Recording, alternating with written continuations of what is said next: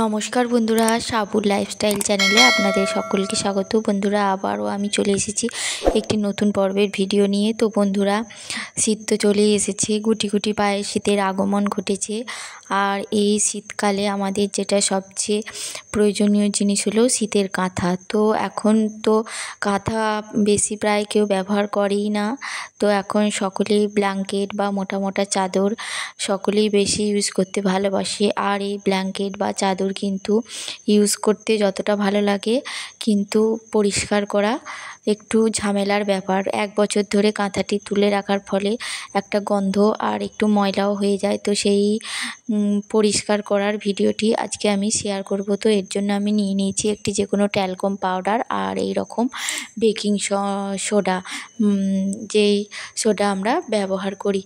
তো বন্ধুরা দেখুন, এই যে আমি এই বাটির মধ্যে কিছুটা ট্যালকম পাউডার সুগন্ধিযুক্ত আপনারা আপনাদের প্রয়োজন মতো সুবিধা মতো যেই পাউডার পাবেন সেই পাউডারই ব্যবহার করতে পারেন। আমি আমার কাছে এই নাইসিল পাউডারটি ছিল, এই পাউডারটি নিয়ে নিয়েছি। মূলত এই পাউডারটি দেওয়ার কাজ হলো কি, আমার ব্ল্যাঙ্কেট 1 বছর ধরে তুলে রাখার পরে ব্ল্যাঙ্কেটের মধ্যে যে একটা স্যাঁতা স্যাঁতা গন্ধ থাকে সেই গন্ধটা বের করা। আর তার সাথে আমি নিয়ে নিয়েছি এরকম বেকিং সোডা, এই দুটি একসাথে মিক্সড করে নিয়েছি। তারপর আমি একটা ছাঁকনি নিয়েছি, এই ছাঁকনির সাহায্যে আমি আমার প্রথম স্টেপটি করব। তো দেখুন বন্ধুরা, আমি এই ব্ল্যাঙ্কেটটি বিছিয়ে নিয়েছি আর এই পাউডার, ট্যালকম পাউডার আর বেকিং সোডার এই মিশ্রণটি আমি ছাঁকনির মধ্যে দিয়ে আমি পুরো ব্ল্যাঙ্কেটটির ওপর ছড়িয়ে দিচ্ছি। এতে পরে কি হবে বলুন তো বন্ধুরা, পুরো ব্ল্যাঙ্কেটটিতে সমানভাবে পড়বে। আর আপনি যদি আগে ছেঁকে নিয়ে হাতে করে দিতে চান তাহলে কিন্তু সমান পরিমাণে নাও ভালোভাবে পড়বে না। তো আর একেবারে আমি ডাইরেক্ট একেবারে ছাঁকুনি নিয়ে একেবারে ছেঁকে দিচ্ছি, এতে কিন্তু বেশ সুন্দরভাবে ব্ল্যাঙ্কেটটি ওপর এই পাউডারের গুঁড়োগুলো পরিষ্কার হয়ে পড়ে যাচ্ছে। তো বন্ধুরা, আপনারা কিন্তু এইভাবেই আপনাদের ব্ল্যাঙ্কেটকে পুরো সমানভাবে বিছিয়ে নেবেন। আর বিছিয়ে নেওয়ার পর তারপর কিন্তু এইভাবে ছড়িয়ে দেবেন। আর এটিকে আপনারা বন্ধুরা খাটের ওপর মিলেও করতে পারেন। আমি আমার এই ডাইনিংয়ে জায়গা ছিল, তাই আমি এই ডাইনিংয়ের মধ্যেই করে নিচ্ছি। তো আর এরপর নেক্সট স্টেপ যেটা লাগবে, এরকম আমি 2টি ব্রাশ নিয়ে নিয়েছি। এটি হলো একটা সফট ব্রাশ আর এটি হার্ডি ব্রাশ। আপনারা কিন্তু দুটোর মধ্যে যেটা হাতের কাছে পাবেন নেবে। আমি সাজেস্ট করব এরকম একটা সফট ব্রাশ নিতে।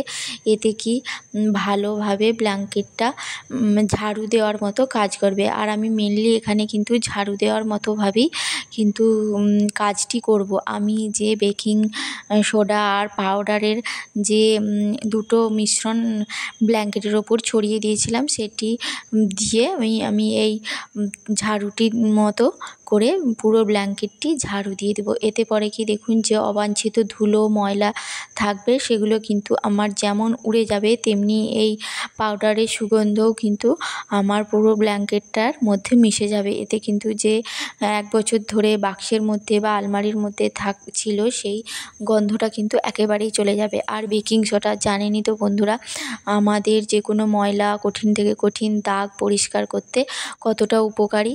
তো এর মধ্যে কিন্তু ঝাড়ু দেওয়ার সাথে সাথেই আমার কিন্তু যে সমস্ত ময়লাগুলি ছিল, দেখতেই পাচ্ছেন বন্ধুরা, ধুলোর মতো বেরিয়ে যাচ্ছে। সেগুলি আমি এইভাবে কিন্তু পুরো ব্ল্যাঙ্কেটটার চারধার কিন্তু এরকম ঝাড়ুর মতো করে ঝেড়ে নেব। আপনারা কিন্তু আপনাদের ব্ল্যাঙ্কেটগুলিকে এইভাবেই ঝেড়ে নিতে পারেন। তো বন্ধুরা, অবশ্যই কিন্তু ভিডিওটি শেষ পর্যন্ত দেখবেন। আর ভালো লাগলে অবশ্যই ভিডিওতে একটু লাইক করে দেবেন আর চ্যানেলটিকে সাবস্ক্রাইব করে পাশে থাকবেন। তো বন্ধুরা দেখুন, এইভাবে আমি ঘুরিয়ে ঘুরিয়ে পুরো ব্ল্যাঙ্কেটটি আমার ঝাড়ু দেওয়ার কাজ করে নেব। আর এতে পরে কি আমার প্রথম পর্যায়ের যে কাজ, সেই কাজটি কিন্তু একেবারে কমপ্লিট হয়ে যাবে। তো দেখতেই পাচ্ছেন বন্ধুরা, আমি এইভাবে হাত দিয়ে ঝাড়ু দেওয়ার মতো দিচ্ছি আর কেমন অবাঞ্ছিত ময়লাগুলো উঠে যাচ্ছে। আর যে বেকিং পাউডারটি বা বেকিং সোডাটি দিয়েছিলাম সেটি কিন্তু জীবাণুনাশক হিসাবেও কাজ করে আর ময়লা পরিষ্কার করতেও কিন্তু ভীষণভাবে সাহায্য করে। তো দেখুন বন্ধুরা, দেখতেই পাচ্ছেন আমি কিন্তু এইভাবে আমার ব্ল্যাঙ্কেটটি কিন্তু সুন্দরভাবে ঝাড়ু দিয়ে পরিষ্কার করে নিচ্ছি। আর আর এর পরবর্তী আরও একটি কাজ আছে, সেটি আর দেখতে থাকুন। তো সেই কাজটি হলো এরকম, আমি একটি প্লাস্টিকের গামলা নিয়ে নিয়েছি আর নিয়ে নিয়েছি কিছু পরিমাণ ঈষদুষ্ণ গরম জল। একেবারে খুব বেশি গরম জল নয়, যেই গরম জল হাতে দিতে পারা যায় সেই রকম ধরনের একটু গরম জল নিয়ে নিয়েছি। আর তার মধ্যে আমি দিয়ে দিচ্ছি একটু ডিটারজেন্ট পাউডার। তো আমি এটিকে কিন্তু ড্রাই ক্লিনিং করছি আমার ব্ল্যাঙ্কেটটিকে, কিন্তু তাও আমি সামান্য একটু জলের মধ্যে ডিটারজেন্ট নিচ্ছি আর এই রকম একটি ডেটল অ্যান্টিসেপটিক নিচ্ছি। আর ডেটল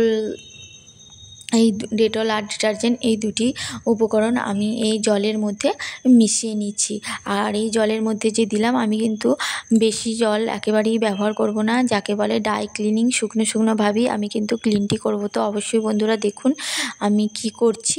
আর এরকম একটা সাদা রঙের কটন রুমাল নিয়ে নিয়েছি, আপনারা চাইলে আপনাদের পছন্দ মতো যে কোনো কটনের জিনিস নিতে পারেন।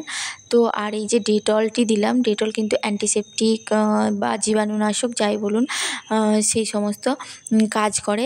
আর ডিটারজেন্ট ময়লা পরিষ্কার করার জন্য তো খুব ভালো, সে তো সবাই জানি আমরা বন্ধুরা। তো এই দুটি মিশ্রণ একসাথে জলের মধ্যে দিয়ে আমি এরকম কটনের একটি রুমাল দিয়ে আমি কিন্তু চেপে চেপে পুরো ব্ল্যাঙ্কেটটিকে আবার একইভাবে ঘষে নেব। এতে পরে কি হবে বলুন তো বন্ধুরা, যে আমার ডেটলটা দিলাম, এই ডেটলের সাহায্যে কিন্তু আমার যেরকম যদি কোনো আমার এই ব্ল্যাঙ্কেটের মধ্যে কোনো জীবাণু থাকে সেগুলো কিন্তু একেবারে নষ্ট হয়ে যাবে এবং আমরা জীবাণু থেকে সুরক্ষা পাবো।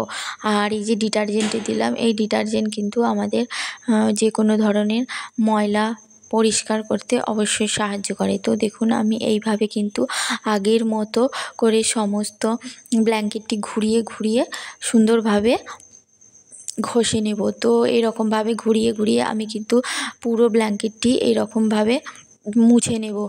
আর একেবারেই বেশি জল কিন্তু দেব না, একবারে শুকনো ভাব করে নিয়েই আমি কিন্তু মুছে নিচ্ছি। আর দেখুন বন্ধুরা এখানে একটি দেখার জিনিস আছে, এই যে বর্ডার পোর্শনটা, এই বর্ডার পোর্শনে কিন্তু বেশি পরিমাণে ময়লা বা যাই বলুন একটু ময়লা বেশি হয়। তো এই পোর্শনগুলো একটু চেপে চেপে কিন্তু একইভাবে আপনারা ক্লিন করে নেবেন। তো এতে পরে কি হবে বলুন তো, আপনার কিন্তু কোনো কাচাকুচির ঝামেলা লাগবে না, কোনো ওয়াশিং মেশিনের কোনো প্রয়োজন হবে না।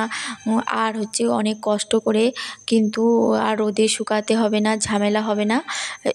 এই রকমভাবে ক্লিন করলে কিন্তু আপনারা কিন্তু সহজেই আপনাদের ভারী ভারী ব্ল্যাঙ্কেট বা কম্বল বলুন অনায়াসেই ক্লিন করে বছরের পর বছর রাখতে পারেন, কোনো রকম কোনো কাচার ঝামেলা ছাড়াই,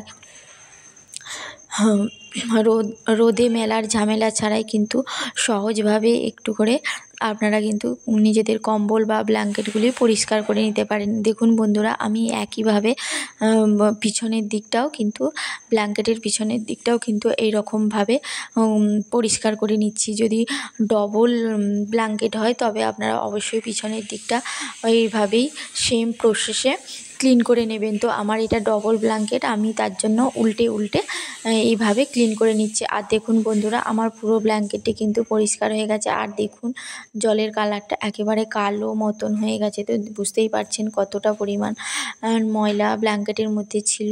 আর আমার হাতেও দেখুন কত ময়লা লেগে গেছে। আর এই সাদা কটন কাপড়টির অবস্থা দেখুন একেবারে কালো হয়ে গেছে। তো তা বুঝতেই পারছেন বন্ধুরা এই ব্ল্যাঙ্কেটটির মধ্যে কতটা ময়লা ছিল আর কতটা ময়লা বেরিয়েছে।